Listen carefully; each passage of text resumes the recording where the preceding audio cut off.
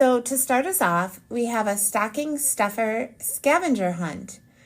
And so you can hide some clues into empty stockings throughout the house, and each one of those clues can lead to a silly exercise. You can theme them like an elf dance or a gingerbread house plank or tree light jumping jacks.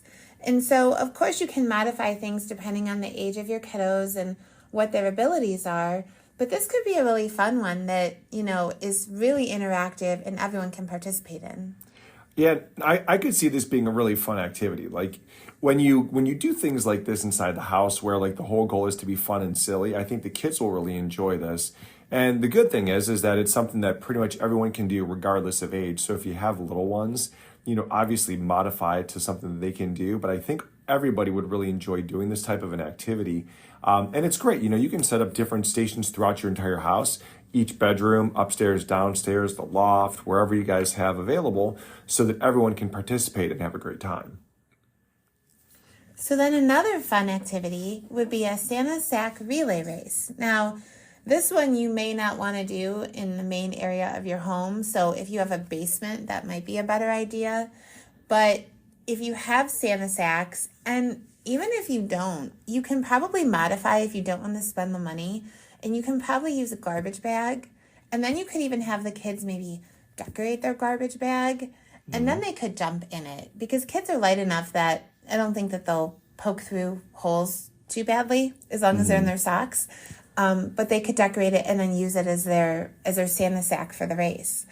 And so they can make teams, they can do individuals, they can carry some of their, Christmas friends with them, like their stuffed animals that I know none of us have any of, but, can't ever get rid of. Only like 1 million of them in our house. And so you could do different activities with this. They could do different types of moves like penguin waddles and make, reindeer noises or sing songs while they go along. So a lot of different things you could do with this that might be a really good time and burn off a lot of energy. Ooh, I see brain games in the making, right? I think it'd be fun. Sing a favorite song while doing a penguin walk. Oh my goodness, the options with this, I think, kind of are endless, right?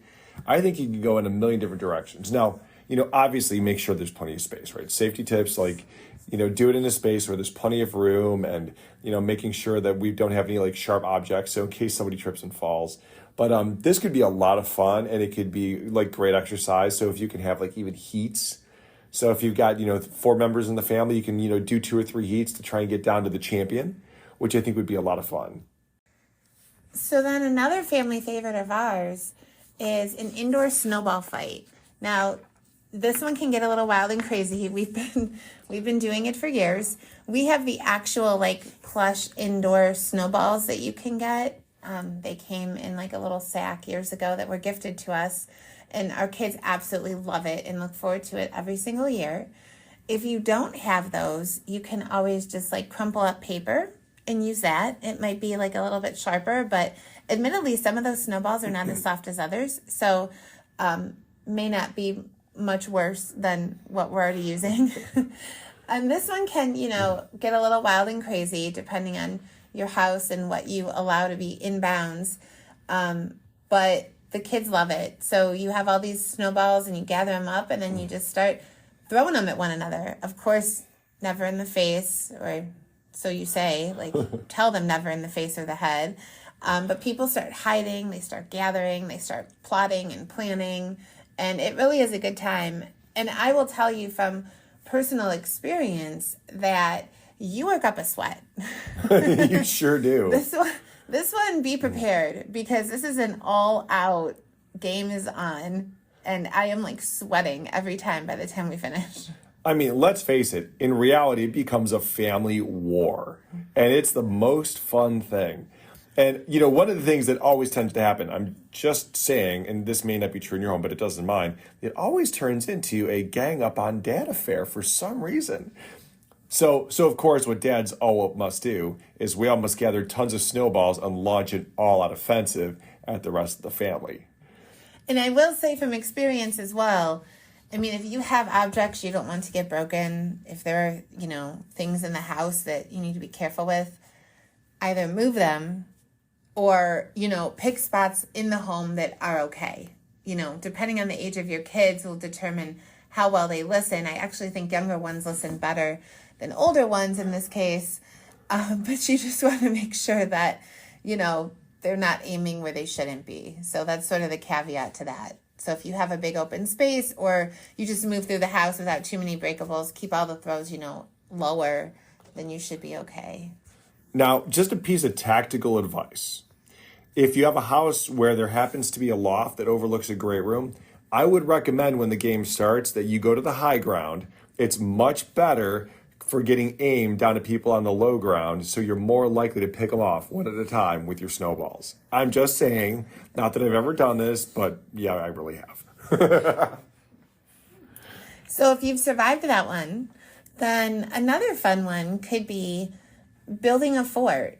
You guys could build a fort with blankets and pillows and furniture. And in our case, we actually have these, they're called fort builders that our kids got years ago, that are actually like poles that lock into one another, and you can build any configuration you want, and then you put blankets over top of them. So you don't have to get into like the cushions and the furniture. But if you don't have that or any variation of that, you can use whatever to just build like a little fort. Kids seem to love that. Our son loves them.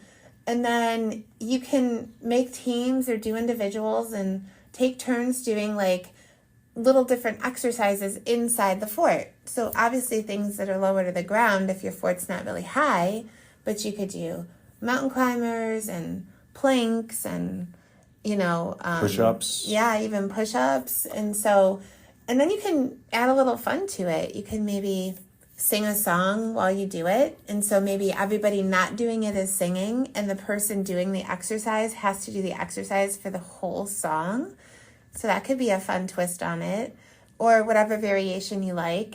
But that could be a really good time. One, they'll probably love building the fort. And you can even put lights around it or, dress it up however you like. But then, kids love to be active. So they'll probably think it's a really good time to exercise. Yeah, at least if they're going to do it, right? Do it something like that. So now 2 things in terms of my thoughts on this. I think the extra fun variation would be make whoever is doing the exercise be the one that has to sing the song.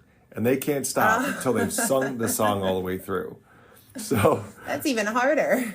That's the whole point. Kick it up a notch, Dr. Lena. Maybe the adults have to do that. I'm totally game, are you? And then you sing for the kids. But yeah, I don't know. It could be really fun. I mean, but if other people are singing for you, they could sing slow. Ooh. They could do the extended versions. I mean, if you're singing for yourself, you might really shortcut that. Like, jingle bell, jingle all the way. Whereas if someone else is doing it, you can't cheat. Oh, all right. I see your point. Okay. So either way, you can have a lot of fun variations with this one, but I would definitely think that would be a great one to like make sure that you come up with really good exercises that really are going to make the kids work hard in particular, so that, you can make sure that they're super tired so they sleep really well. And so then this last one isn't really an exercise as much as it is an activity that you could do maybe ahead of time. So you could make award crafts. Maybe you get together and you design a, Christmas champion belt for your Olympic Games, and then the kids decorate it however they want to, and then maybe year to year you wear it, whoever wins it, and then each year it comes back and you pass it down over the years. That could be really fun. And you could even maybe go to the dollar store and grab some like little prizes for them. So maybe a pair of Christmas socks or like those balloons that inflate. I don't know. They have a wide variety of things, but little fun prizes you could do for your Olympic Games as well. Now, Dr. Lena, I am absolutely envisioning a WWE style championship belt that has like Santa's face or like a helmet or something like that on cool. it. I think that would be pretty awesome, right? And I could see a lot of ways you can go with this. So I think that would be a ton of fun. Or a Santa hat. Maybe you design like a special champion hat. There you go. So you can find those everywhere, and maybe you somehow design the champion hat. I think there's a lot of fun ways that you can go with this, right? Depending upon like your own creativity. And that's really the thing, right? It should be something that is a fun, creative way that can come back year after year. It could even be something that you add on